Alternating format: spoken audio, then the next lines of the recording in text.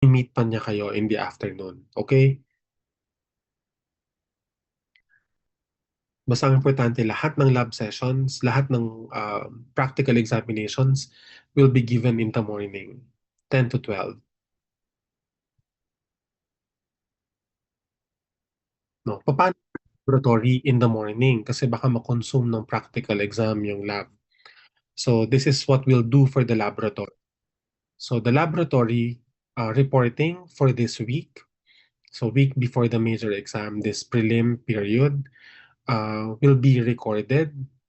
So the laboratory reporters will have to record, and then we will upload. You will provide the collated links to me, and I will upload in Moodle.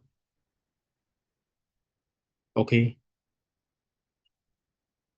So Yes, parang ma'am. time na nagkaroon ng dire-diretsong class suspension due to, I don't know if it's bagyo or habagat, parang ganon.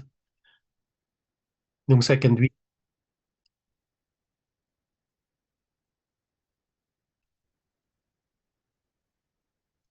Okay, so I coordinated with your class cohorts this morning if you will be needing a lab orientation. Uh, I made that initiative kasi para maging standardized yung reporting and the pictures that you will use in your reporting. Okay, so I will be posting uh, the PDF of these pictures, PDF file of these pictures after the Moodle.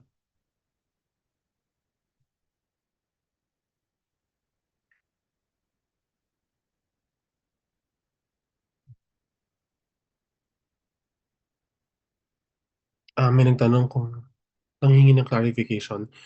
Yes, the lab reporters will record. Uh, yung naging format natin ay through YouTube, but it should be unlisted, so it's not searchable. Available sa public. So, yung may link lang yung pwedeng maka-access ng video. Then, i-collate yung link ng YouTube in one file. Isang document, and the link the document should be submitted to me, no? At yun na yung magiging link sa Moodle.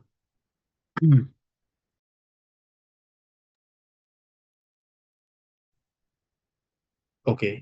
So, malinaw, naintindihan na yun, malinaw na. Okay, let's start. Wait.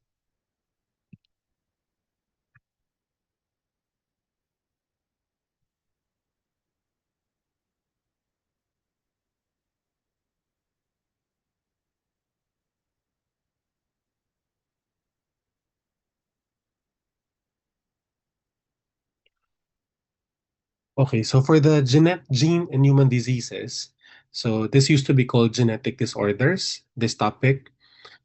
Kaya I'm not sure if I was able to update the manual if it's already gene and human diseases, but uh, pareho lang naman ng halos ng content, no?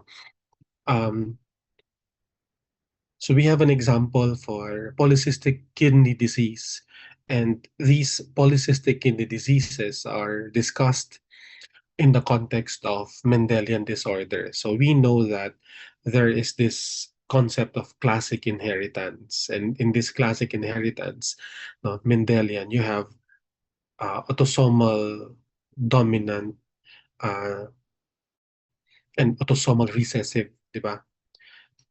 Na fashion of inheritance, pattern of inheritance.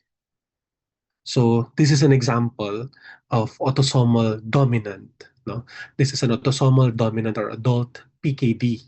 No? Adult PKD. So in autosomal dominant, this is what we have in the laboratory. You can visit the laboratory and take pictures kung gusto ninyo. Pero ito malinaw naman to. Ito yung surface, the external surface, and this is the cut surface of the kidney. you can see you can no longer appreciate the um the normal shape, yung kidney bean shape, no? Yung bean shape ng kidney, nawala na siya. Kasi talagang lumalaki yung kidney, malaking tingnan yung kidney, malalaki yung kidney ng adult, no, ng dominant polycystic kidney disease. No? And if you are to look at it from the surface pa lang, ang ma-appreciate mo is that it's like there is a mass of cysts. Para silang pinagsama-samang cysts. No? So on cut section, this is what you'll see. Talagang it's a mass of cysts. The book tells us we should be able to appreciate in between cysts, normal functional nephrons. Pero in the sample that we have in the laboratory in this patient, no, hindi siya apparent, no. Likely, if we are to take sections from this and look at this under the microscope, makita natin yung functional na nephrons. But grossly, it's not apparent. Okay? So, adult ito and autosomal dominant na polycystic kidney disease. No? So, ito yung autosomal dominant pa rin ito. No? Autosomal dominant. At makikita natin, likely, ito yung dinidescribe ng book na functional the nephrons in between these cysts. Now, for the other one, autosomal recessive, this is the autosomal recessive, mas tayo sa external surface kasi ito yung cut surface. So from the external surface, it appears smooth. Compare this with autosomal dominant. From autosomal dominant, from the external surface, alam mo na the tissue is made up of cysts, di ba? Ito hindi. External surface, it's smooth. So, hindi mo alam na from the external surface na if you will open this, puro cysts yung makikita mo. No? Another is that the cysts in autosomal recessive are relatively small. So, mas maliliit compared sa cysts of autosomal dominant, no? Na PKD. In autosomal recessive, they are smaller. That's why on cut surface, on cut section, para siyang spongy kasi maliliit yung cysts. Now, the book tells us that on cut section, we should be able to see also channels that are arranged right angle, no, sa surface. But that is something na hindi natin ma-appreciate dito um, sa sample that we have in the laboratory. Siyempre, bawat diseases, minsan nagva-vary din ng kanilang expression, di ba? Somehow, to a certain degree. So dito, hindi siya ma-affect masyado. No? But it is spongy.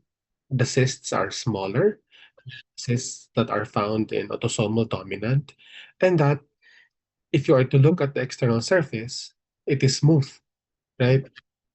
Compare natin sa adult or autosomal dominant PKD. From the external surface pa lang, puro cysts. Kaya nga siya sinabing mass of cysts.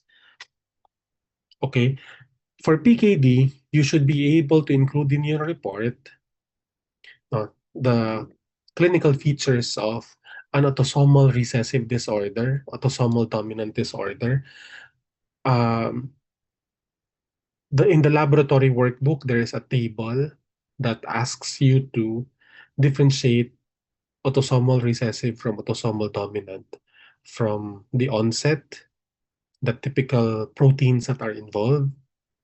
So, dapat ma-include nyo yun sa report. No?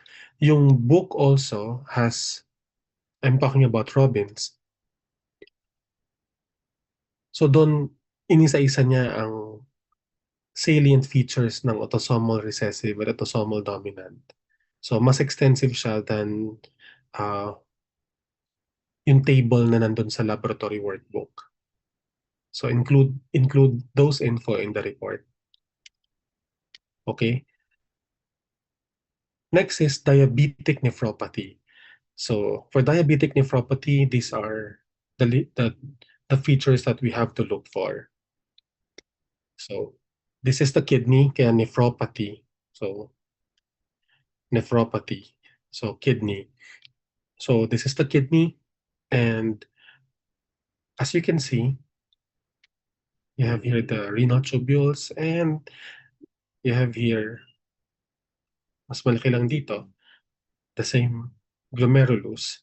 You have in the glomerulus areas that seem to be para siyang hyalinized, right? Because there is nodular glomerulosclerosis. Okay, so in the same kid, in another kidney, so this is the glomerulus, and you have this hyalinized area, so nodular glomerulosclerosis. The basement membrane appears to be thick, no? And this appears to be cellular. Hindi mo na ma-appreciate yung Bowman space, right? Because of mesangial proliferation. No, mesangial proliferation. Now, in the arteriole here, that arteriole here has hyaline arteriolosclerosis.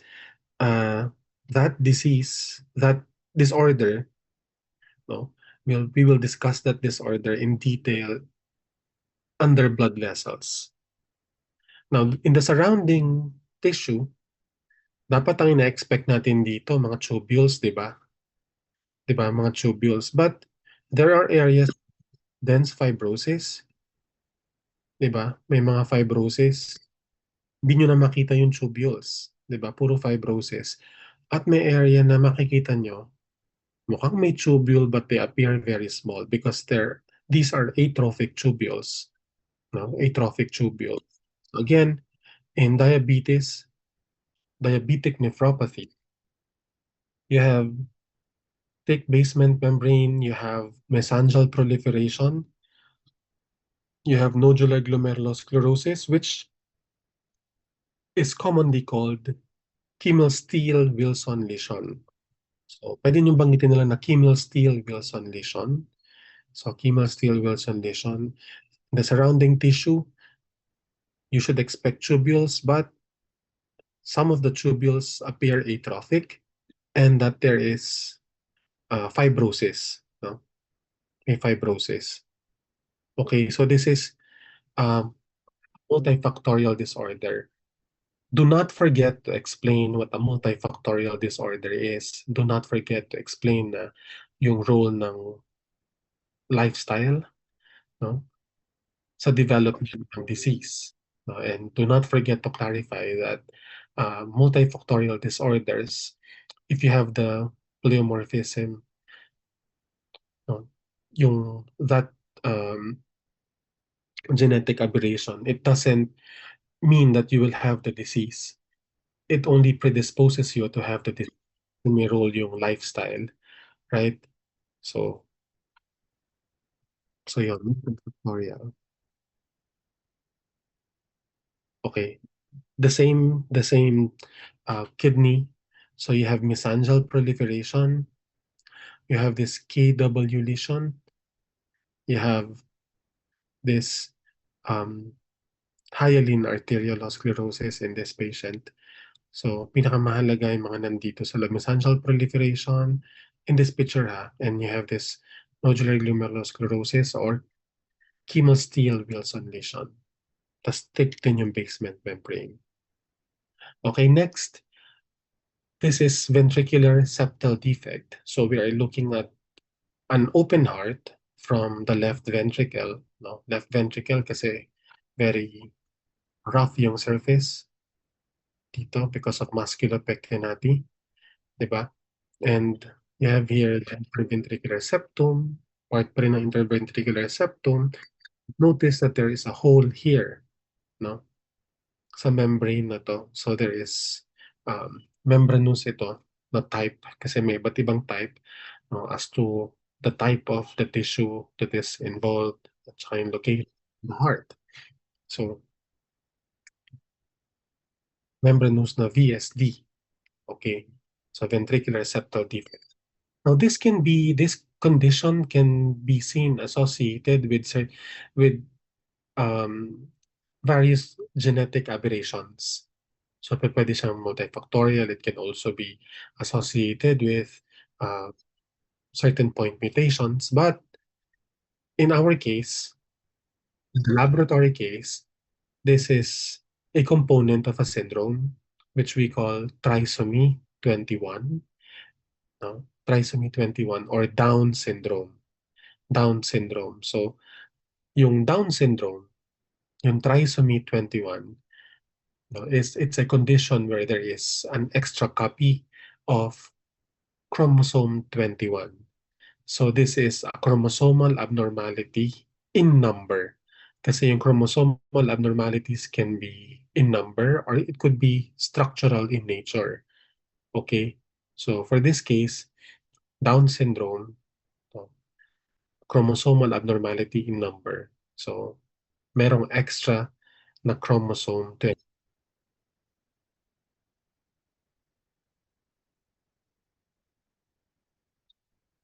Next is cystic fibrosis. Mga dapat nating hanapin in a patient with cystic fibrosis involving the pancreas. So, this disorder is an autosomal recessive disorder. So, again, kung autosomal recessive, classic inheritance, classic autosomal recessive fashion. Okay, so Mendelian. Mendelian disorder. So, kailangan i-clarify din ng reporter kung ano ba yung Mendelian. So, Mendelian disorders are disorders na ang genetic aberration involves only a single gene. Isang gene lang, but it has large effects. Okay? Now, for the cystic fibrosis, so ito ay Mendelian disorder din, no? Cystic fibrosis, we will be looking at the pancreas. But in cystic fibrosis, hindi lang pancreas ang involved. Maraming organs. 'Di ba? Sweat glands, the respiratory tract, yan, mga yan, GI. So, maraming involved sa cystic fibrosis. No? Anong makikita natin in the pancreas in a patient with cystic fibrosis? Ito yung mga dapat nating hanapin. Okay? So, oops. Let's look for the pancreatic islets. Okay? Pancreatic islets. So, ito yung pancreas. So, pancreas din lahat yan, yung nakikita natin. No? Yung mga nakikita natin dito, yan ang mga remnants ng pancreatic tissue. No? Pancreatic tissue. And these are the dilated ducts. Ito yung mga dilated ducts. Okay? So, meron silang eosinophilic secretion. Dinescribe dito. Dilated duct with eosinophilic mucin. No? And the surrounding tissue appears with fibrosis. So, puro fibrosis. Ito yung duct, part of the dilated duct. And you have here fibrosis, dense fibrosis. Uh, and you have here atrophic acini. So again, you have to clarify that this is um, an autosomal recessive, no? Autosomal recessive. At kailangan linawin nyo din na kasi commonly pag autosomal recessive, ano bang involved na protein? Yung gene that is involved typically encodes for enzymes. Pero in this case, it may be true that ito ay nagka-follow ng autosomal recessive fashion, but hindi enzyme ang involved na protein. So you have to clarify that. Okay?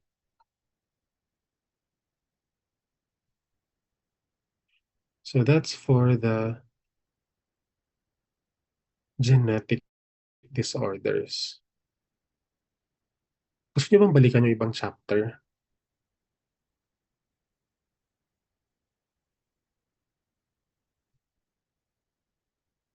O ayaw niyo?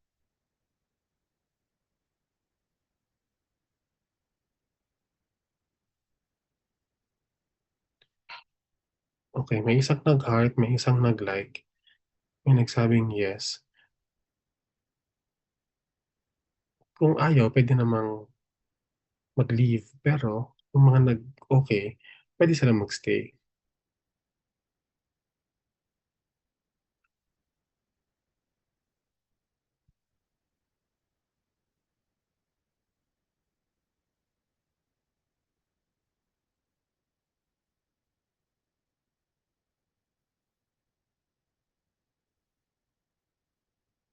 Okay, so this is from chapter 2, uh, yeah, chapter 2, exercise 2 or exercise 2. So this is left ventricular hypertrophy. So we know that there are basically four cellular adaptive changes, 'di ba? Four cellular adaptive changes. You have hypertrophy, which is basically an increase in the size of the cell, increase in the size of the cell in order for the tissue or the organ to enlarge. So, and the usual cause of this is increase in workload. No? The second is hyperplasia, where there is increase in the number of the cells, increase in the number of the cells para mag-enlarge yung organ or tissue. So, para makapag-adapt.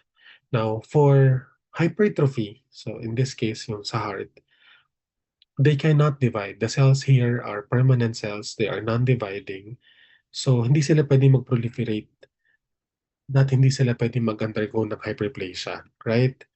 So, ang magiging adaptive change talaga niya is hypertrophy. Mag-enlarge yung bawat cell in the tissue.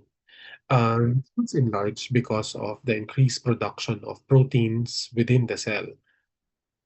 Kaya nag enlarge yung bawat cell. So, um, with increase in the proteins, kailangan i-accommodate sila. Kaya mag enlarge yung bawat cell. Hence, enlargement of the tissue, the organ. So, this is a hypertrophic left ventricle because the normal thickness is 1.3 to 1.5 centimeter, but here it's 3 centimeter. Yung ito, yung thickness ito, that's 3 centimeter. So there is left ventricular hypertrophy. So, hypertrophy, napag-usapan natin briefly ang hyperplasia. Now you have here metaplasia. So metaplasia is change in the cell type, no, in a certain tissue or organ, no. Nagbabago yung cell type, napapalitan siya. So, but the mechanism behind that is reprogramming of the stem cell or the most immature cell in the tissue. Okay, so we know that this is the endocervix, and the endocervix is lined by this type of epithelium, columnar epithelium with basally located nuclei and apical mucin. No? Yan sila. And that itong surface epithelium na to, they burrow down deep into the stroma for them to become glands. Yan yung mga gland. So that if you see endocervical glands, alam natin that the covering epithelium sa surface should also be columnar epithelium with basally located nuclei and apical mucin. But in this case, if you will look at closely, dun sa covering epithelium in this area, squamous epithelium sila. Diba? Squamous epithelium. That is squamous metaplasia. So, columnar to squamous. Kung ano yung endpoint, yun ang tawag. So, squamous metaplasia. Kasi in Barrett esophagus, the covering epithelium of the esophagus is squamous epithelium. Nagkakaroon ng metaplasia, napapalitan siya from squamous, nagiging columnar. Kaya in Barrett esophagus, it is columnar epithelium, columnar metaplasia. Here, it's squamous metaplasia. No, squamous metaplasia. So, paano napapalitan? Sabi natin, reprogramming of the stem cell. Now, when we reprogram stem cells, kung originally ang pinoproduce niya ay kapag nag-divide ay columnar epithelium, eventually, because of the reprogramming, gagawin siyang squamous epithelium. So yung next cells na mapoproduce are squamous epithelium. The original cells will stay, kung columnar sila, they will stay as columnar epithelium until they get sloughed off. So, nandito, yung mga remnant ng columnar epithelium nasa taas. Ayan. Meron pa silang remnant. Eventually, they will be sloughed off and magiging exclusively col uh, squamous epithelium yung nagko-cover dito. But please do remember that this is something that is reversible. Reversible pa to. Okay? So it's a reversible change. Still a reversible change. Because of the changes that we make in the genome of the cells, the stem cell, this is a fertile soil for the development of malignancy, just like hyperplasia. So the alterations that we make, pwedeng magkaroon ng mutation. Sa hyperplasia naman, sobrang bilis ng division. So, pwedeng magkaroon ng mutation and syempre permanent change yon yung mutation in the sequence, pwede siyang maging carcinogenic. No? Pwede mo predispose to cancer. Uh, those two, metaplasia and hyperplasia, are fertile soil for the development of malignancy. So, pareho lang rin to. You have here the squamous metaplasia.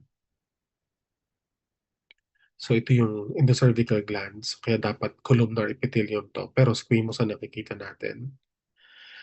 So next is cellular swelling. So this is slide number 1, di ba? Cellular swelling. So ito yung mga pinakaunang change. Kasi pag merong stressor sa cell, they will try to adapt. So ngayon, pag hindi sila maka-adapt, magkakaroon ng injury. So isa to sa mga unang changes na pwedeng makita kapag nai-injure yung cells. No? Cellular swelling. So you have here the glomeruli surrounded by the tubules that are swollen. On a higher magnification, ito sila. So glomeruli and glomeruli. And as you can see, the tubules are lined by cells that are still nucleated because this is something that is reversible, no, reversible pa to. They are nucleated, so they still have the nucleus, they still have the genome, the the cells na kapag may kailangan i-repair, we just need to transcribe and translate the genes that encode for proteins that we can use for repair. Kaya reversible pa to. No? The individual cells here in the renal tubules can be seen as pale. They have eosinophilic granular cytoplasm. Okay? So, kaya, at mas malaki sila than the usual. That's why the lumen of the tubules appear smaller. No? Maliliit yung lumen kasi mas malalaki yung cells. No? Individual cells within the renal tubules. So those are the changes that can be seen sa slides natin, no? Under the microscope in a cellular swelling. Anong cause? It is the retention of sodium within the cells. We know that wherever sodium is, water will follow. So retention of sodium. So I'm sure na-discuss naman sa laboratory ninyo kung bakit nare-retain yung sodium. Medyo mahaba siyang pag-usapan pero simple na lang. It's sodium retention, di ba? So kung reversible yung this one is irreversible because here there is already cell death. No? Kung kanina, nag-start yung cellular swelling, this can be caused by various conditions, the presence of toxins, etc. But in the laboratory, it's due to yung ischemia, nagkulang ng blood supply. And if that will be prolonged, that can lead to this, coagulative type of necrosis. The most common cause of this coagulative type of necrosis is arterial occlusion. Okay, pero hindi lang nag-occur ang necrosis, coagulative necrosis due to arterial occlusion. It can also be caused by venular occlusion. Okay? Natutunan natin yan sa chapter 4, no? Sa infarction under hemodynamic disorders. So for this type, tong coagulative type of necrosis, alam natin there are six types of necrosis, right? Coagulative, liquefactive, ano pa? Fibrinoid, ano pang type ng necrosis? Caseous, you have gangrenous, and fat necrosis. So for coagulative type of necrosis, sabi natin nga, most common cause niya is arterial occlusion, di ba? Arterial occlusion. So, pwedeng yung prolonged na ischemia kanina, pag nagdire-diretso siya, pwedeng maging coagulative necrosis. In coagulative necrosis, even the enzymes that can digest the macromolecular structures of the tissue in the organ are also denatured. And because they are denatured, hindi sila magagamit. That's why the architecture of the tissues will remain intact for a few days, no? Few days after ng insult. Okay, so you have here kidney, you have the glomeruli, and surrounded by these tubules that seem to be very eosinophilic. And you look at them closely, makikita nyo na hindi na pala buhay yung mga cells, 'di ba? The cells are no longer nucleated, hindi mo na makita yung cell membrane ng mga cells, 'di ba? Para silang eosinophilic mass na lining the tubules. The more the eosinophilia is, if there is cellular swelling, the greater is the chance that the cell will die. Hmm. Mas eosinophilic, mas mamamatay. So you have here the glomerulus and the renal tubules with architecture. No? But the cells are already dead. So kailan matatanggal yung mga yan? We will wait for the neutrophils para pumunta para sila ang mag-release ng mga digestive enzymes that can lyse the tissue para masira yung architecture. Okay? So this is coagulative type of necrosis. No? Now next is fat necrosis. Fat necrosis, and this is in a patient with pancreatitis. So we know that in pancreatitis, no, yung amylase, lipase, no, these enzymes are released. Now we know that our cells, kahit adipocytes pa yan, are made up of are with cell membrane that are made up of the phospholipid bilayer. Pwedeng mag-act sa kanila ang lipase, no, to destroy the phospholipid bilayer. And we know that if the integrity of your membrane, may it be lysosomal or plasma membrane, ay ma-disrupt, the cell will automatically die, right? We know that there are two changes in the cells na pag nangyari sila, membrane damage, mitochondrial dysfunction, mamamatay ang cell, no? So in this case, may lipase nag-act on plasma membrane, the cell will die. Okay, so where are the dead adipocytes? Ito sila, no? Para silang shadowy outlines na lang ng original na viable na adipocytes, no? Outline na lang, no? Pero may mga areas na makikita nyo na parang tulad nito. Kaya may ganyan because saponified yung fat. Because in the reaction, as the lipids are degraded, fatty acids are released. Pag nare-release ang fatty acid, kumakapit sa kanila yung mga calcium, even phosphate. So that process is known as saponification. That's why itong areas na to, yun yung mga area ng saponified fat. No? Saponified fats appear as chalky white. No? So dapat alam nyo ang typical description, chalky white material. So this is in a patient with pancreatitis. If kumakapit yung calcium sa fatty acids, no, sa saponification, ibig sabihin pala if there is continuous na release ng lipase kasi dire-diretso ang pancreatitis, no? Lalabas na dire-diretso rin ang paggamit ng calcium, and this can lead to hypocalcemia in the patient, hypocalcemia. That's why if in patients with intractable hypocalcemia, dire-diretso yung mababang calcium, no, patients with pancreatitis, di siya maganda. Kasi alam mo na dire-diretso rin yung pancreatitis kasi dire-diretso ang release ng lipase. Okay? So the same, you have here the saponified fat in fat necrosis. So enzymatic fat necrosis. The last for this chapter, you have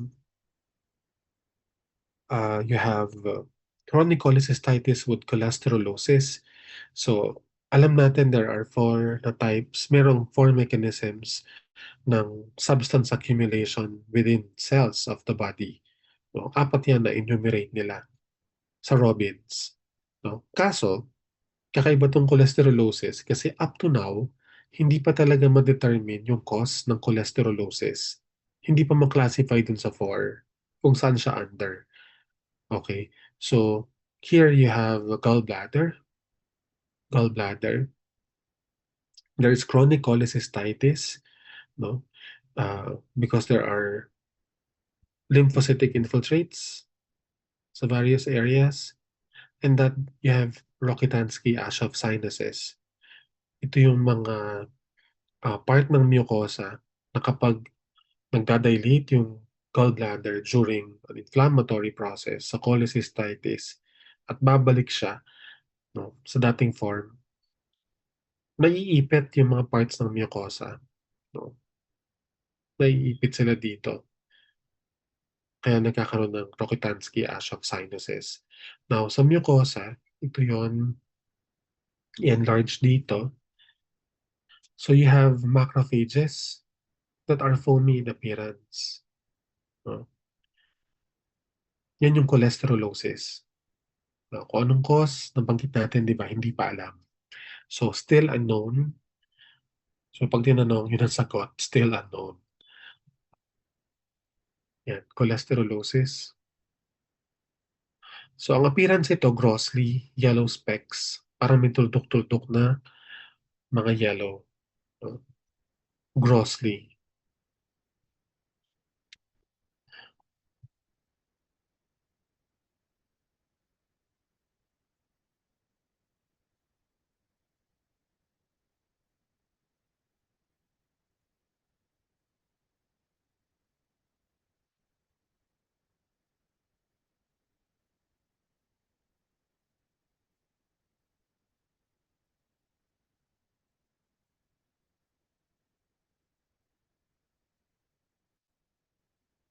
So, next, you have inflammation and repair. So, uh, ano ba yung mga types ng morphologic patterns of inflammation? You have suppurative or purulent.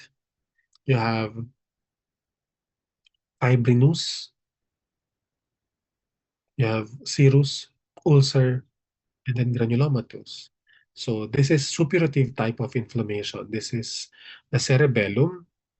Siyempre covered pa rin yan ng meninges. No? Kaya may meningitis dito. And the type of meningitis is suppurative in nature. So this type of this morphologic pattern of inflammation is caused by pyogenic organisms. Pyogenic organisms. So, paano nagiging pyogenic? They form pus, o nagkakaroon ng pus whenever they are the infecting organism. Bakit nagkaka-pus? Because probably they can secrete digestive enzymes, the organisms, or the on how they evade the immune response, the inflammatory response. Like if they are catalase positive, like Staphylococcus aureus, no, catalase positive, the that catalase can degrade hydrogen peroxide.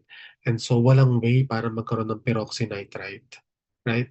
Wala ng peroxynitrite. So mahihirapang patayin yung organism the neutrophils will just degranulate, releasing their granular contents within the cytosol and outside the bacteria, the outside the neutrophils. So nadadigest yung neutrophil and even the surrounding tissue. Kaya nagkakaroon ng pus. Okay, so kapag nakakita ka ng pus, it looks like a thick fluid na yellow-white viscous fluid because there is serous exudate. May exudate yan, may fluid no, na pakonti-konti para magmukha siyang malapot. Then you have dead cells, dead neutrophils, and of course, may mga buhay rin na neutrophils. No?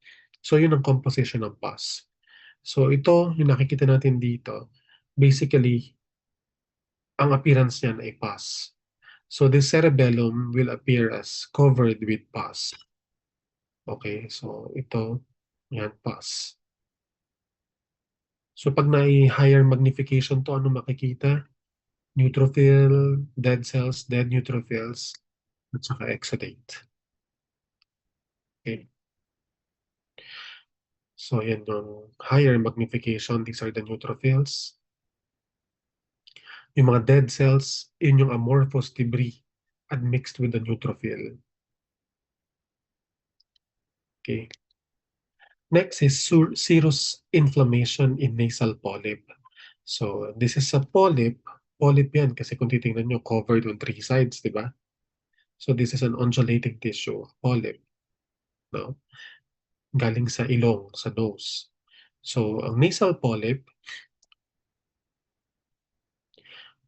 in a nasal polyp, you will see that the tissue is infiltrated by inflammatory cells. So lymphocytes, particularly mononuclear cells, plus eosinophils. So may mga eosinophil dyan. No?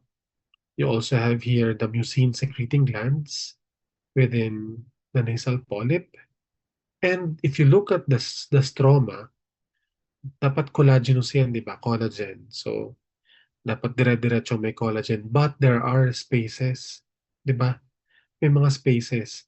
These spaces actually are occupied by fluid. No? Occupied by yan ng fluid. No? Yun na yung serous inflammation. Ano pang serous inflammation? In serous inflammation, there is outpouring of fluid which can come from solid tissues, like in this case, uh, from the plasma, because in inflammatory condition, there is vasodilation and there is also increase in vascular leakage. Okay? Or in serous cavities, this can come from the plasma or this can come from the cells lining the cavity, no, the mesothelial cells. Okay? So yan yun. So you have the mucin secreting cells in the nasal polyp and you have the inflammatory cells, so mga mononuclear cells, lymphocytes, plasma cells, so these are plasma cells. May eosinophil din. Okay. Next is fibrinous inflammation. So this actually occurs in the setting of a serous inflammatory process. Yun muna ang mauuna. So kung fibrinous pleuritis ito, that means na ito ay sa pleural cavity. So kung pleural cavity, so merong visceral at merong may visceral pleura, 'di ba? Sa visceral pleura, no, kino-cover niyan ay yung lung, right? Ito yung lung tissue, underlying lung tissue. So there is some form of atelectasis, meaning pag-collapse ng mga alveoli in this case, no? Pero hindi yan ang focus natin. Pag-uusapan nyo yan under pulmonary pathology sa second sem. Ang focus natin ngayon is yung pleuritis, no? Yung fibrinous type ng inflammation, no? Kasi in serous inflammatory process, na pwede na tumasama dun sa paglabas ng fluid yung malalaking proteins. No? Kasi nga may increased vascular permeability. Kasama na doon yung fibrinogen. And as I have mentioned in the lecture, no, when you activate inflammatory pathways, you also activate two other pathways, the coagulation cascade and the fibrinolytic pathway. So in that case, if you have activation of the coagulation cascade, magkakaroon ka ng thrombin. At kung maraming fibrinogen in the fluid, those fibrinogen molecules will be converted to fibrin. At of course, magdi-deposit yan sa surfaces, no? In this case, sa visceral pleura. Kaya parang makapal yung itsura ng visceral surface, no? On higher magnification, ito sila, makapal. These are the fibrin threads. Fibrin threads. And admixed are neutrophils.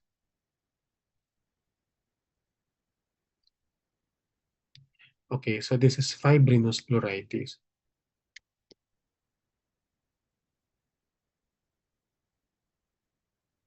So next is caseous type of necrosis. So this is the lung. So sa lung ito, pulmonary tuberculosis. This is the lung, alveolar spaces, and then you have here this area of fibrosis. In this fibrosis, you have these cells that are multinucleated giant cells. Ito sila, multinucleated giant cells. There are two types of multinucleated giant cell, Langhans and foreign body. In this case, what we have are Langhans type, di ba? Arranged yung nuclei sa periphery, no? Langhans type. Kasi pag foreign body nasa gitna, haphazardly arranged. Now, the tissue is also infiltrated by lymphocytes, puro lymphocytes yan, and also epithelioid cells, which are modified or activated macrophages. Ito sila, the ones that look elongated, may blunt the end, and sa kabila tapered, they look like carrot, carrot shape. No? These are lymphocytes naman. Okay, so in granulomatous type of inflammation, ano makikita natin? So, nasabi na natin yung macrophages because they internalize and display antigen to lymphocytes. Nakita natin ang lymphocytes kanina, di ba? These lymphocytes in turn will secrete gamma interferon that will activate macrophages para maging epithelioid cells sila. And some of them diffuse together to form these multinucleated giant cells. 'Di ba? Maraming diseases ang may granulomatous inflammation, hindi lang TB. Kasama na diyan yung guma sa syphilis, leprosy meron ding granulomatous inflammation, sarcoidosis meron. But kadalasan ang meron lang talagang caseous type of necrosis ay tuberculosis. So this is the caseous type of necrosis in tuberculosis. Bakit nagkakaroon ito? Because of the infection na prolonged, na sobra yung tissue damage at sobra yung fibrosis that can impinge on the vascular channels. Kaya nagkakaroon ng ischemia, eventually hypoxia to the tissue, eventually cell death. Another is the immune response because there is too much upregulation of the respiratory burst capacity of the cell that in this case, sobra yung production din ng free radicals. That as we know, if there's too much of it, pwedeng ma-damage ang macromolecular structures of the cell. So even the DNA can get damaged. So madadamage ang DNA, madadamage ang proteins, madadamage even the lipids, yung plasma membrane. So, nagkakaroon ng lipid peroxidation. And we know that that can lead to cell death. Okay? Kaya at yung debris ng mga namatay na cells, naiipon yon at yun na yung caseous necrosis. Okay? So this is an immune type of granuloma. Alam natin dalawang types ng granuloma. Immune type and foreign body type. So in immune type, nakita natin dito that binanggit ko kanina, the bacilli were engulfed, phagocytosed, and the antigens were processed and displayed to T cells, right? So in immune type of granuloma, there is phagocytosis, and there is display of antigen, and there is continuous T cell response kasi continuously activated ang T cell. Whereas in foreign body, walang phagocytosis, walang madi-display, uh, Puwedeng merong secretion ng T-cell pero hindi kasing intense in the immune type of granuloma. Okay, next is ulcer. So ang ulcer, peptic ulcer disease 'to. So you have here the mucosa and you have here the excavation. So apat na layers ang ulcer. Please remember NIGS, NIGS. NIGS kasi yun ang apat na layer ng ulcer. So dalawa lang nakikita natin dito sa picture na 'to, yung um, two layers, lowermost layers are not seen. So, dito sa picture na to, but yung dalawang upper kita, first is a fibrinoid necrotic debris, necrosis for N. So, ito yan. And yung sumunod na layer ay inflammation, kaya NI, NIGS. So, inflammation, non-specific. Non-specific pero nag-vary yung cell infiltrate depending on the age of the ulcer. Kapag bago yan, syempre maraming neutrophil. Kapag matagal ng ulcer yan, syempre mononuclear cell, right? So, mononuclear cell kasama yung lymphocytes, macrophages, and plasma cells. So, yung third layer is granulation tissue, which is basically um, it's the evidence that there is an ongoing repair because granulation tissue, hindi granuloma ha, granulation tissue, it's the hallmark of tissue repair. What can be seen in a granulation tissue? You have fibroblasts, and of course, they secrete extracellular matrix, in particular collagen. Sinisecrete nila yan. Habang nagdi-deposit sila, dumadami yung collagen, nagkakaroon ng fibrosis.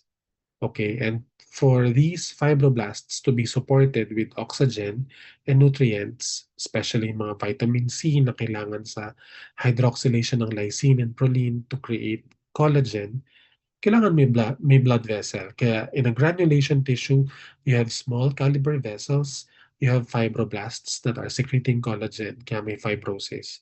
So that's basically the granulation tissue. That's the third layer. Eventually, that granulation tissue, kapag nakadeposit na sila ng enough na collagen, nawawala sila. Pati vascular channels sa blood vessels, unti-unti sila nawawala. Nagiging silang parang almost a cellular na collagenous tissue. That's, that is the scar. Yun ang tawag natin sa scar. So eventually, yung granulation tissue magiging scar. So dati yung scar pala, granulation tissue. No? At dati, siya rin yung base ng ulcer. Kasi yun ang pinaka-oldest portion of the ulcer. Na-repair na siya through connective tissue deposition. Okay? Next is organizing lobar pneumonia. So, kanina, napag-usapan natin yung deposition ng collagen. Scar siya, di ba? Or fibrosis in the ulcer. But in hollow cavities of the body, no, paano nare-repair yung mga tissues? Paano natatanggal? Like in this case, this is a picture of a lung with pneumonia. Di ba? Kapag may phlegm ka, nanggagaling yan sa tracheobronchial tree, sa goblet cell, yung mucin. Pero paano yung mga laman ng alveolar spaces? Paano sila natatanggal? Pag nagka-cough out ka, hindi yan kasama. Natatanggal yan because we organize them into fibromyxoid masses, tulad nito, and slowly tatanggalin ng macrophages. No, kakainin po unti-unti. So, yung pag-organize nito into fibromyxoid masses, no, is a form of tissue repair which we call organization. So, organization. Kaya organizing lobar pneumonia. So this occurs, of course, in the fourth phase of pneumonia, yung pinaka-last, no? Yung resolution, so paggaling, so resolution. So this is organizing lobar pneumonia. There are two types ng connective tissue deposition. The first is fibrosis or scarring. Nakita natin yan sa ulcer. And the second is organization. Yung nakikita natin ngayon sa organizing lobar pneumonia. So, higher magnification, the alveolar spaces with fibromyxoid masses. No? Kasi in pneumonia, apat na phase yan. You have the congestion phase where you will see the alveolar spaces na nagkakaroon ng red cells, konting neutrophil, konting fluid. In red hepatization, mas nadami yung content nila, even red cells. no? And in gray hepatization, no? So nadidegrade na yung content, no? Content ng alveolar spaces. Kaso, paano siya tatanggalin? Yun nga, organization. That's in the fourth phase, no? Resolution phase. Okay? May content ito, may mga laman yung alveolar spaces. Kaya sa chest x-ray, typically, dinidescribe yun as consolidation. No? Pag may consolidation, may pneumonia. Okay? So this is the last for inflammation and repair. We now go to, ano ba susunod? Hemodynamic disorders.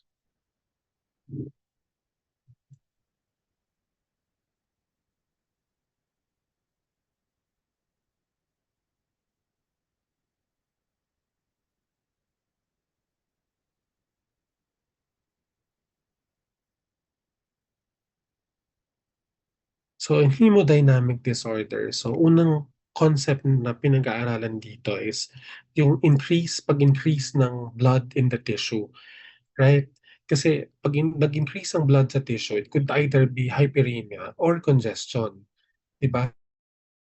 Yung hyperemia, this typically seen in inflammatory conditions. It is an active process. Active because it will not occur secondary to any mechanical disorder, within the body. Mechanical na yung tipong may haharang sa blood, kaya hindi siya maka-flow. Kaya nag-i-increase yung blood in the tissue. Walang ganon in hyperemia. Kasi remember, in inflammation, there are cytokines, there are factors, there are mediators of inflammation that will make the vessels dilate. And because they are dilated, they can accommodate more blood. And so the tissue will appear red, right? Because of the increase in the blood. Kaya siya active. No? In chronic passive congestion, so in this case, it is passive because it is secondary to a problem in the heart, that the heart is failing. It cannot pump out enough blood into the circulation to supply the metabolic needs of the body. So, in a way, may naiiwan na blood. Every time it pumps, may naiiwan na blood within the chamber. Actually, that pressure, that volume, it dumps back into the lung, di ba? So you have to remember the normal flow of the blood, no? Yung normal na flow ng blood. So because of that, alam natin na increase yung hydrostatic pressure within the pulmonary vasculature, right? Increase, no? At naiipon yung blood within the pulmonary vasculature. You look at this, these are the vascular channels within the lung, no? Alam natin that the hematocrit is just 50%, less than 50%, a little less than 50%. So if you look at a cross-section of the blood vessel, dapat 50% lang nun or less yung red cells na makikita mo. But in this case, more than 50%. So naiipunan siya ng blood. So congestion, because it's secondary to a cardiac problem, that the heart is failing. Now, with increased hydrostatic pressure, the fluid will be forced to go out of the vasculature into the interstitium. That's why, kung titingnan nyo, these are the alveolar septae. Makakapal sila, very thick, di ba? Thick alveolar septae because of the fluid. And with increased hydrostatic pressure, continuous increase in hydrostatic pressure, some of the vascular channels rupture.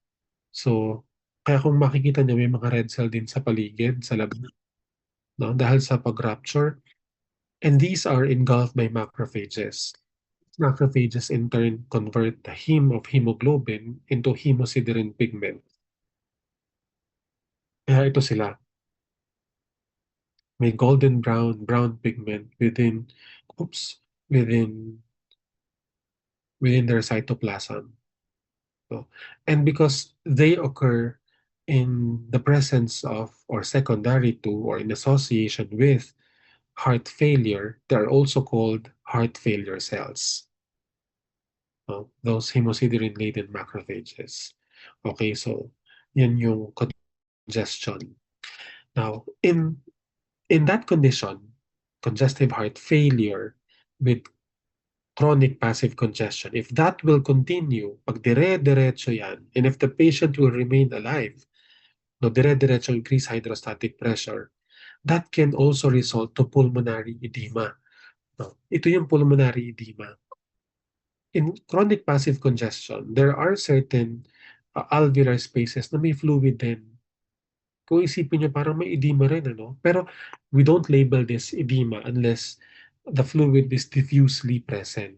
So wala namang edema fluid. So, hindi natin siya i-label na edema. No? Yung pagkakaroon ng konti-konting alveolar spaces na may fluid, part and parcel yan ng chronic passive congestion. But we don't label it edema. I-label na edema kapag lahat halos meron na in a certain segment of the heart or lobe of the heart. So, of the lung, I'm sorry, the lung. So, diffusely present yung fluid. So, we will label this pulmonary edema. No?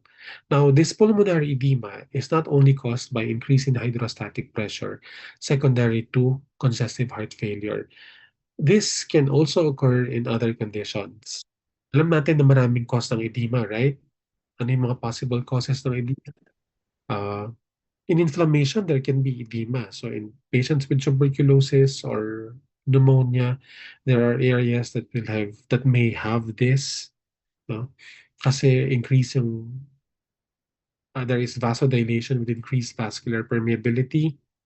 Now, another cause of edema is decreased plasma-oncotic pressure kasi interplay ng pressure, increased hydrostatic pressure, decreased plasma-osmotic pressure or oncotic pressure. Now, this can occur in patients with liver cirrhosis because in liver cirrhosis, there is decreased production of protein. So, walang nag-hold ng water, they will go to the interstitium. No? And in the lungs, they can also go into the alveolar spaces after nilang ma-fill yung interstitial spaces. Okay, sa alveolar septae. So next is infarction um, in the heart, myocardial infarction. Infarct is defined as a focus of coagulative necrosis. Kaya hindi natin ito nililabel na myocardial coagulative necrosis. Kasi hindi naman buong heart ay infarcted. Only a focus ng myocardium has infarction. Kaya siya myocardial infarction.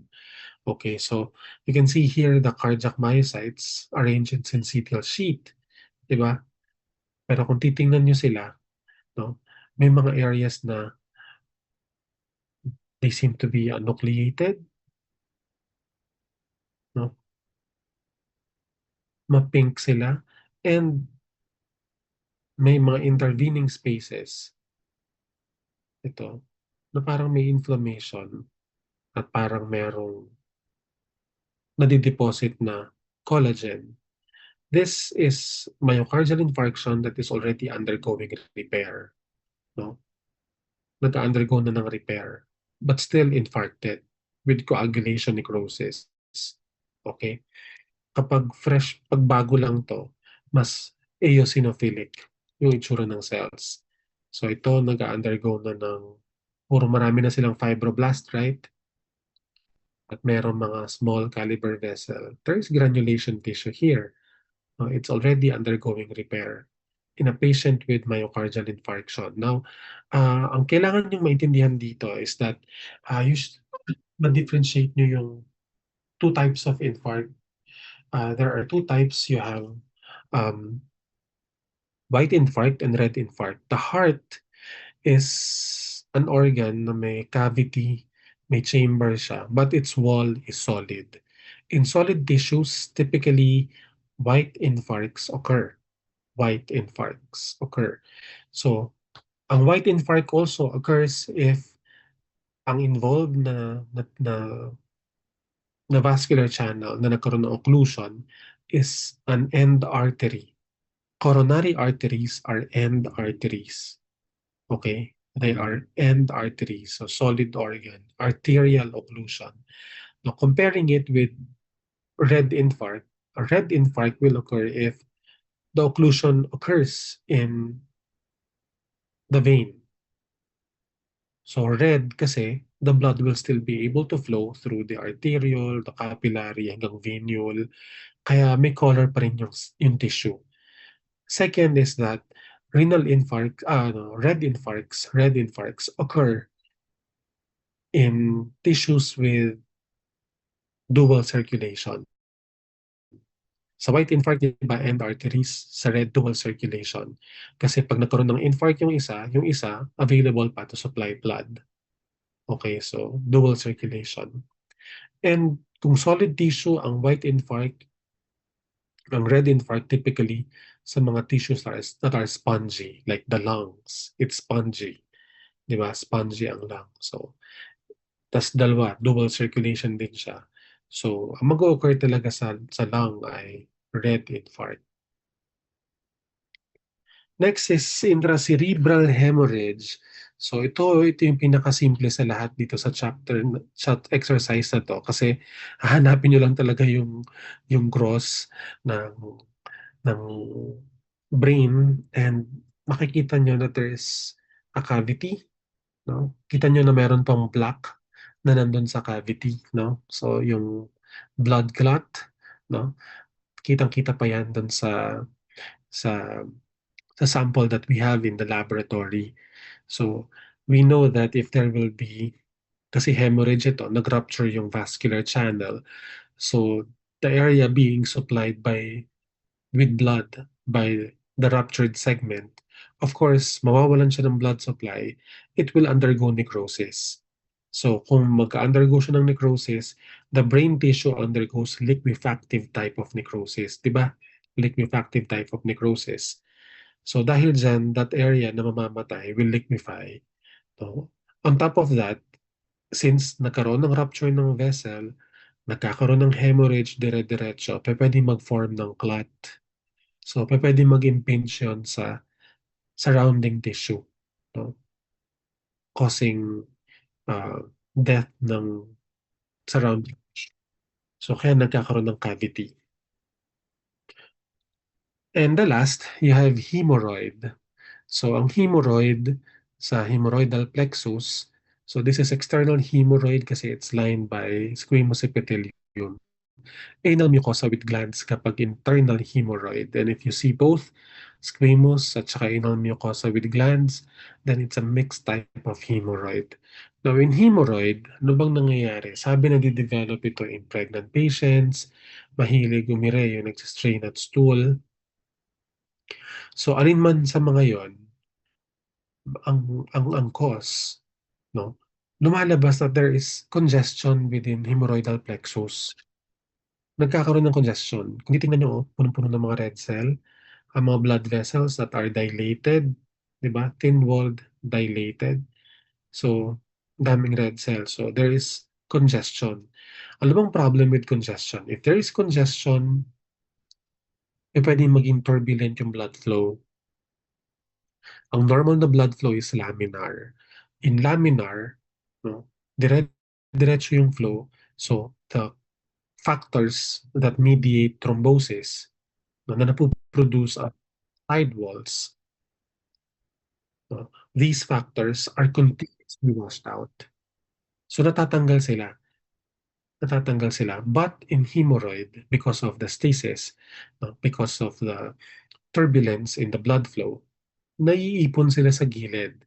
And so, if there will be kung magkakaroon ng thrombosis, mabilis na madidevelop yung thrombus because readily available ang clotting factors, no, that are needed to form the clot. No? Kaya may mga may mga hemorrhoid na nagkakaroon ng thrombus. No? So here, this is a mixed hemorrhoid. You have the squamous, you also have anal glands, and may mga thrombus ka within. Okay? Now, ano ba ang mga fate ng thrombus? The thrombus can propagate. So, magle-lengthen yan along the side wall. Hahaba siya. It can get dislodged at magta-travel siya to other sites of the body. That's embolization. Ang tawag na sa kanya thromboembolus. Doon sa madi-dislodge. Or pwedeng mag-undergo ng fibrinolysis. No? Pero paano kapag hindi na siya na-dislodge, hindi rin nag-undergo ng fibrin, anong susunod na mangyayari? Kailangan matanggal natin yan, di ba? So, hollow cavity ng body, so that tissues will undergo organization. You organize siya into a fibromyxoid mass.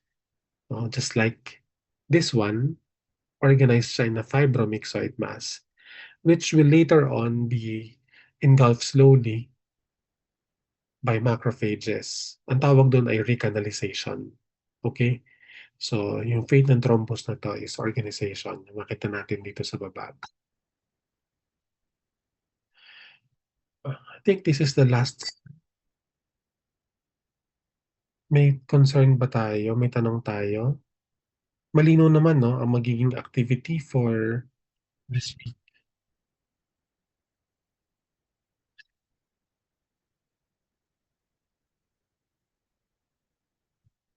Hello po, Doc. Section D po. Sino to? Jazz po, Doc. Coordinator po ng Section D. Oh, Ask ko lang po, Doc, if yung shiftings this Thursday po hmm. ay meron po. Kasi kung meron, I should say, Doc. May suspension ba ng klase? Ay, wala po, Doc. Oh, Kasi medyo. meron, Doc. Oh, sige po. Scheduled naman siya eh, di ba? Nasa schedule siya. Oo. Unless magkaroon ng suspension, matutuloy yan. Sige po, Doc. Hmm.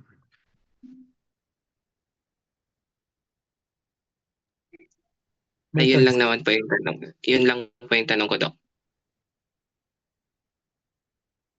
Teka.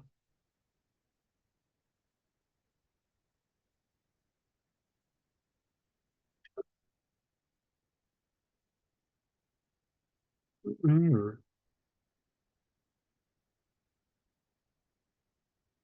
May tanong pa dito. Kaso, kailangan ko pang pumunta ng hospital. Yun ang problem ko. Baka pwede nating i-schedule to yun sa itong specific na clearance. Okay lang. Skip natin this week. Kasi papunta pa ako ng Antipolo sa isang hospital doon. After this. Okay, sige. Sa Monday na lang.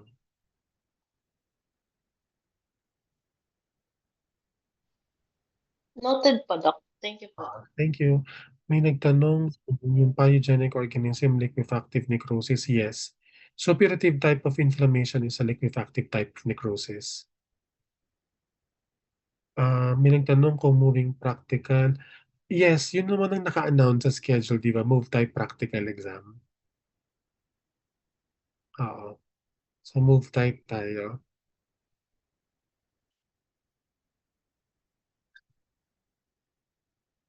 Good evening po, Doc. Mm-mm. From Section F po. Mm-mm. Confirm ko lang po kasi na-move po 'di ba ng 10 to 12 PM yung pracs namin kahit hapon po yung lab namin. Sa laboratory po namin ng 1 to 3, papasok pa rin po ba kaming lahat kahit recorded na rin naman po yung exercise 5 report? Sino ang class advisor?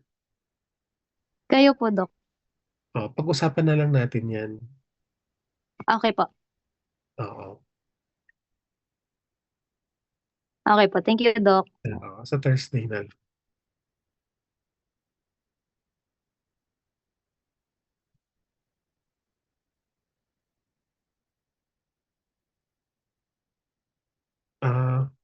Sa Section F, Section J, reported na, recorded na. Yeah, yun naman ang naka-announce kanina. Yun ang mangyayari. Recorded ang laboratory report.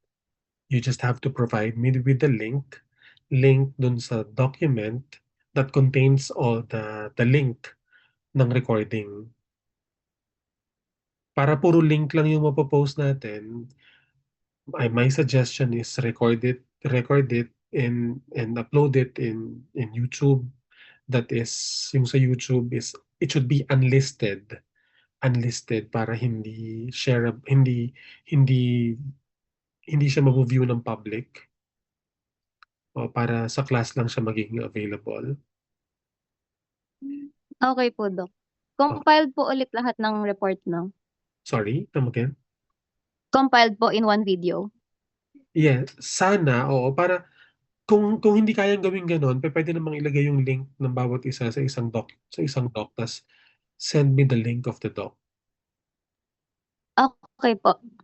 That can Thank you po. option 'yun kung ano mas madaling gawin para sa inyo. Basta in the end, isang link lang yung mapapasa sa'kin. So, isang link lang din yung aking ipo-post for your section.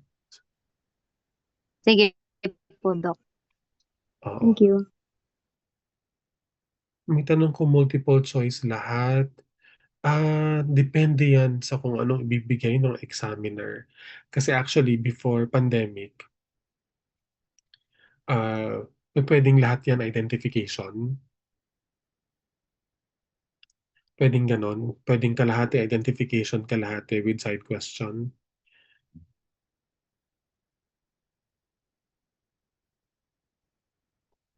So yun. Ilang minutes yung maximum? 5 to 10 minutes pa rin siya. For the practical, anong coverage? 1 to 5. Wala naman tayong laboratory lesion ng 1. So, ang mga practical exam, ang kino-cover lang niya yung merong laboratory reporting. So, 2 to 5. Oo, 2 to 5.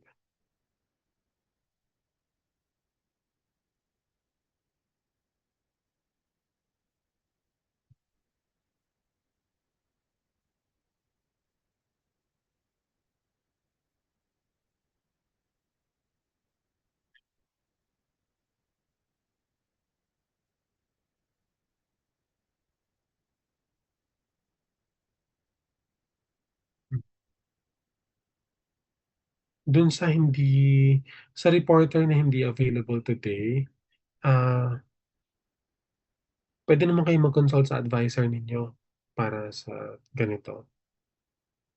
Pero typically ang consultation ay magte-take muna kayo ng picture, ta's itatanong niyo, "Ito po ba yung ganito? Ito po ba yung ganyan?" Usually hanggang gano'n lang talaga siya. So, huwag kayong magugulat 'pag pumunta kayo sa patho office na gano'n lang mangyayari kasi yun lang talaga ang consultation sa lab reporting.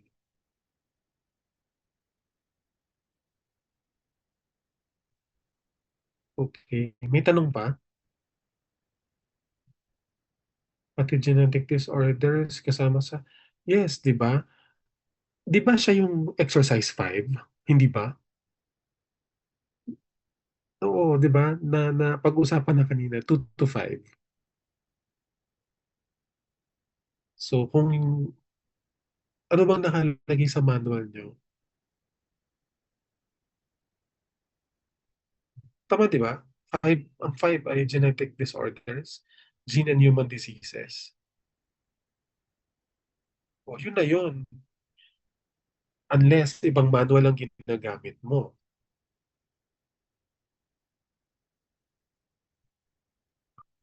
Oo.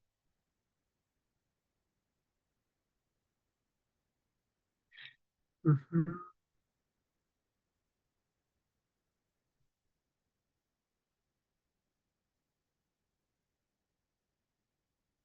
Kung puwedeng ma-upload ng PowerPoint ng exercise 4. Kaso wala tayong exercise 4 talaga na recording. Kasi normal na panahon ng exercise 4 eh. Walang naging kaganapan. Oo.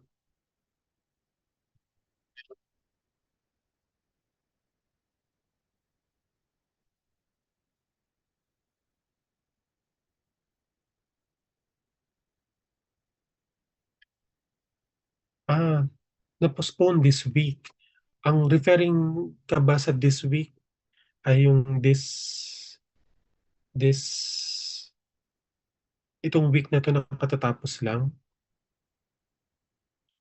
Kasi it's still Saturday, it's the 7th day of the week. So, tama yung pinag-uusapan natin itong week na 'to. Na-postpone, Sino advisor? Baka mas maganda kayo mag-usap ng advisor.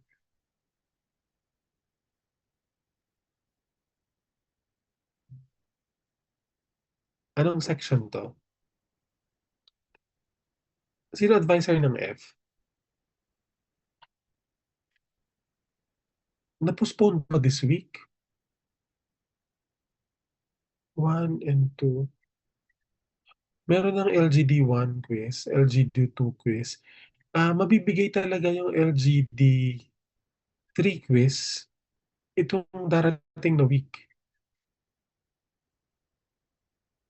Tama ba? Good evening po, Doc.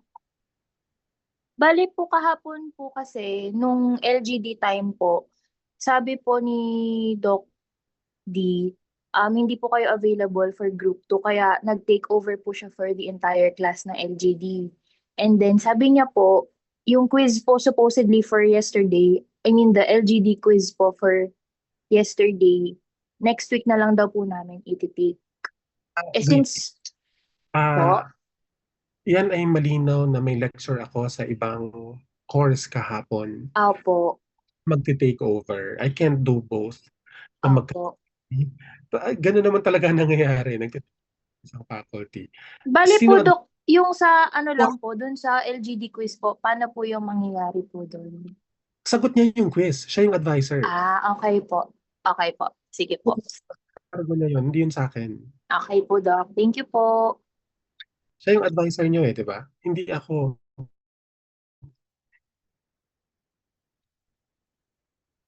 Okay. Meron pa ba?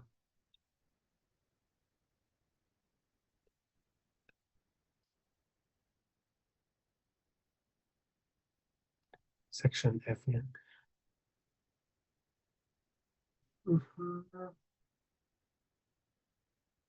May tanong pa? Wala na?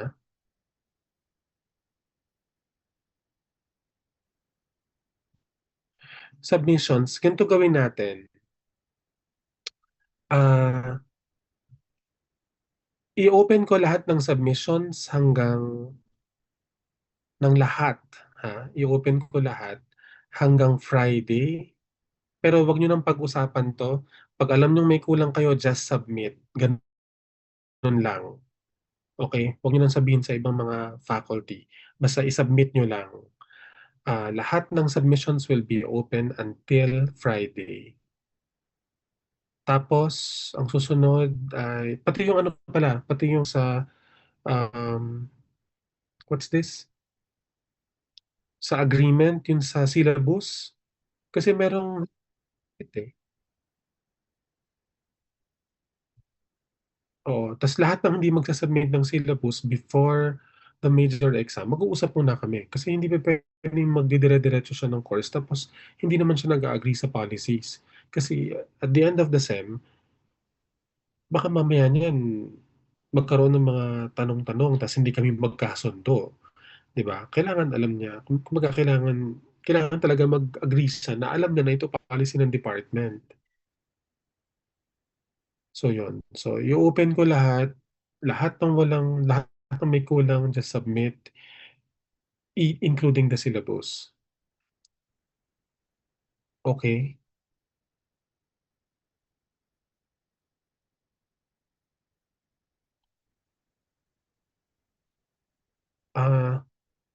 May tanong kung per station, if a flash a screen, move system practical ito. You will be looking at microscopes. Lahat ito ay microscope. Oo. Walang if a flash kasi microscope lahat titingnan nyo.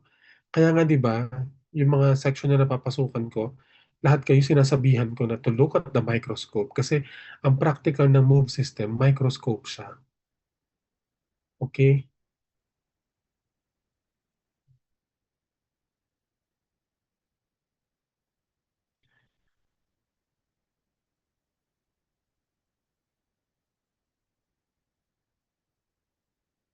May tanong pa?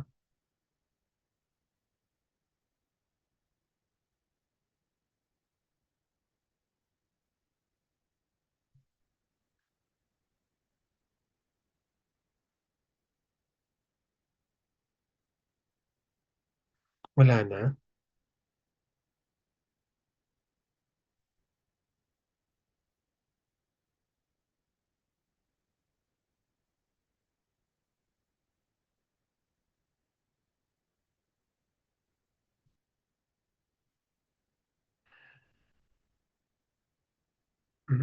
Okey. Wala na. Sige, kung wala ng tanong, puwede na tayong mag-log out.